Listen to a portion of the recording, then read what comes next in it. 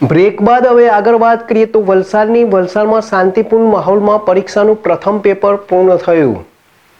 વલસાડ જિલ્લો અને સંઘ પ્રદેશમાં આજે ધોરણ 10 અને 12ની બોર્ડની પરીક્ષાનો પ્રારંભ થયો છે। કુલ 49,849 વિદ્યાર્થીઓ આ પરીક્ષામાં ભાગ લઈ રહ્યા છે। જિલ્લા કલેક્ટર નૈમિષ દવે અને શિક્ષણ અધિકારી રાજેશ્રી ટંડલે બાઈ હાઈસ્કૂલમાં વિદ્યાર્થીઓનું કુમકુમ તિલક, ગુલાબ અને ચોકલેટથી સ્વાગત કર્યું હતું। કલેક્ટરે વિદ્યાર્થીઓને નિર્ભયતાથી પરીક્ષા આપવા પ્રોત્સાહિત કર્યા। પરીક્ષામાં ગેરરીતિ રોકવા તમામ પરીક્ષા ખંડોમાં સીસીટીવી કેમેરા લગાવવામાં આવ્યા છે। પેપર લીક અટકાવવા રાજ્ય શિક્ષણ વિભાગે ઓનલાઈન ટ્રેકિંગ સિસ્ટમ કાર્યરત કરવામાં આવી છે। કુલ 52 કેન્દ્રો પર 151 બિલ્ડિંગના 1794 બ્લોકમાં પરીક્ષા યોજાઈ રહી છે।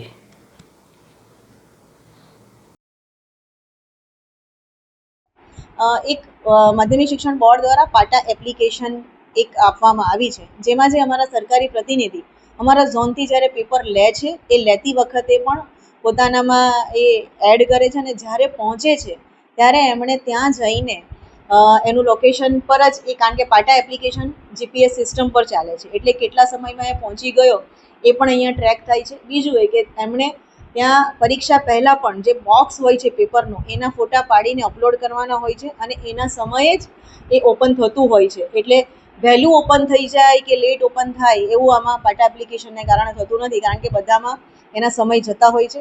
પરીક્ષા પૂર્ણ થયા પછી પણ જે પેકેટ હોય છે એ પણ એ ફોટા એણે અપલોડ કરવાના હોય છે, ત્યાંનો સમગ્ર સ્ટાફનો ફોટો અપલોડ કરવાનો હોય છે।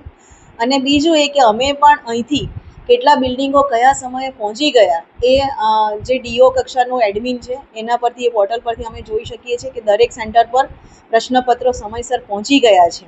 તો આ રીતે શિક્ષણ વિભાગે આ જે પ્રયાસ કર્યો છે એના કારણે પણ જે પેપર લીક થઈ જવાના જે ભૂતકાળમાં કેસો બનતા હતા એ હવે બનતા